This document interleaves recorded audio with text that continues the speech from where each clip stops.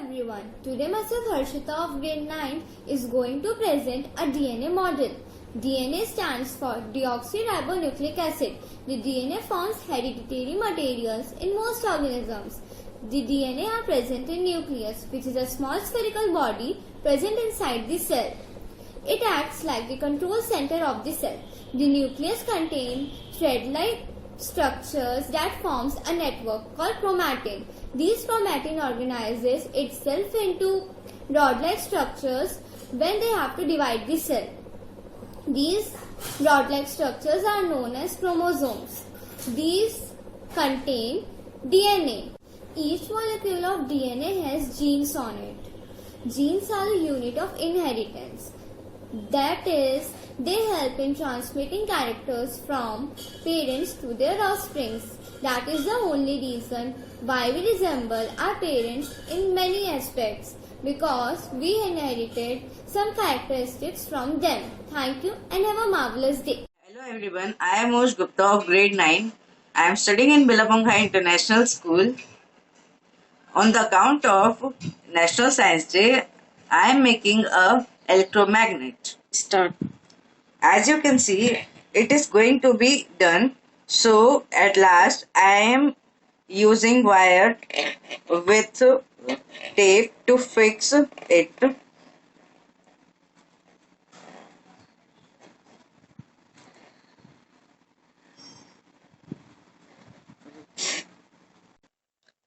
Now you can see that it is ready, and if I take these coins up, it will automatically get magnetic to the nail.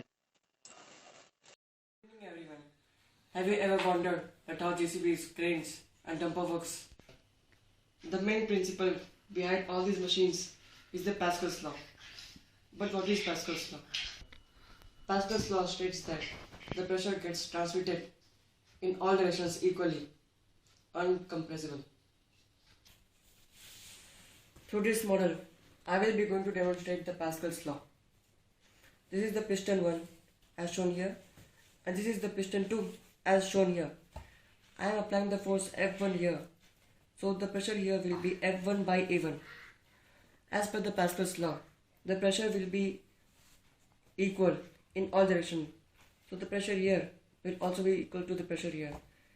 And the pressure here will give the force F2, which is equal to the pressure into A2. Or we can also write F2 is equal to F1 by A1 into A2. Here, A2 by A1 is a multiplying factor of F1. If we consider A1 as 1 and A2 as 10, we will get F2 is equal to 10 times of force of 1. It means that the F2 force is 10 times more than the F1 force, which is more sufficient to lift a heavy load car. I put a small force here, F1, and it gets multiplied in the system, and which is sufficient to lift this car.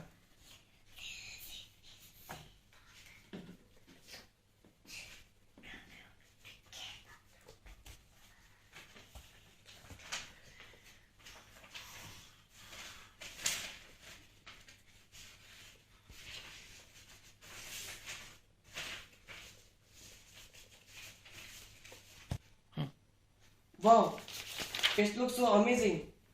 Such a small force has lifted a car. I will try it one more time. See.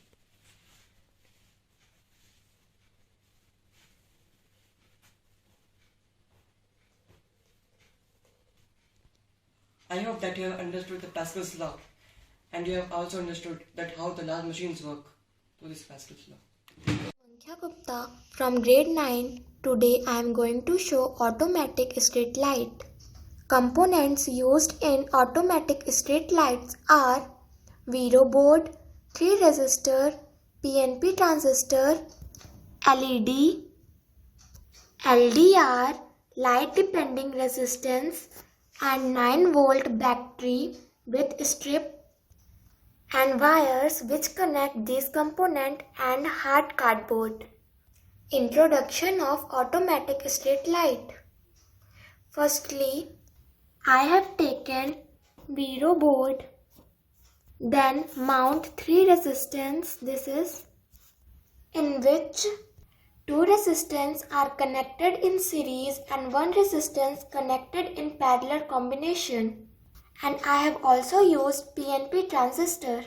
Then you can see white LED for indication of street light and one major component, that is LDR. It is means a light depending resistance. It is important part of street light. Then I can show you how automatic street light work in darkness. You can see I have switched off some light and how street light glow automatically. Explanation of component used in street light. First, battery. It is 9 volt power supply battery. LDR. It is a special type of resistance whose value depend on brightness of light which is falling on it. It is resistance about 1 mega ohms when in the total darkness, but a resistance of about 1 kilo ohms when bright illuminated. LED. It's only allow electric to flow in one way. Then Vero board, which you can see in back of street light. Vero board is made up of a bakelite. For each component lag holes is made connection pin in passed through the holes. Thank you. Good morning all of you. I am Zaitun Bana of grade 9. Today I am going to show you how to make inverter. Inverter convert DC current to AC. It's convert 12 volt to 120 volt. The material required to make inverter: 2 transistors, SMPS transformer, step transformer, 12 volt battery, 2 diodes, copper wire, bulb and bulb holder to test. Now we can start the how to make inverter. I have joined all the things.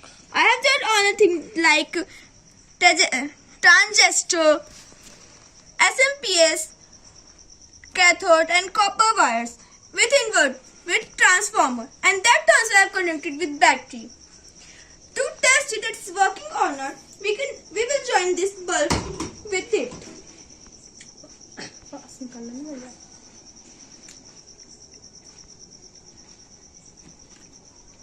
We have joined it properly.